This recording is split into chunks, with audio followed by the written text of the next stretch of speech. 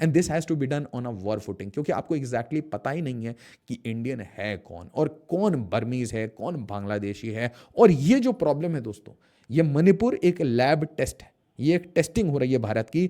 अगर मणिपुर को ये जला जला के इंडिया को परेशान करते रहें तो ये हर स्टेट में ऐसे ही इंसर्जेंसी मूवमेंट्स को और पंप करेंगे पैसे, क्योंकि याद है आपको ओपन बॉर्डर पॉलिसी हमारी, फ्री मूवमेंट रजीम, जाके आराम से बॉर्डर हाट बनाओ बांग्लादेश के साथ और फिर इंपोर्ट करो इलीगल बांग्लादेशी को, जो हमारे सारे बिजनेस को धीरे धीरे ओवररन करना शुरू कर चुके हैं। एग्जाम्पल ले लीजिए आप कभी भी फ्रूट वेंडिंग के ठेले पे जाइए, आपको हमेशा फ्रूट वेंडर्स में आप यू विल आइडेंटिफाई कि भैया बांग्लादेशी है। क्लियरली मैं बता रहा हूँ, मैं दिल्ली की बात बता रहा हूँ, नोएडा की बात बता रहा हूँ, गुड़गांव की बात बता रहा हूँ। दिस इज, ये तो आंखों देखी बात है कि भाई बांग्लादेशी आर एवरीवेयर। उसी तरीके से आप सोचिए मिजोरम में हर जगह से 40-50 हज़ार लोग इकट्ठा करके बैठे हैं ऑफिशियली।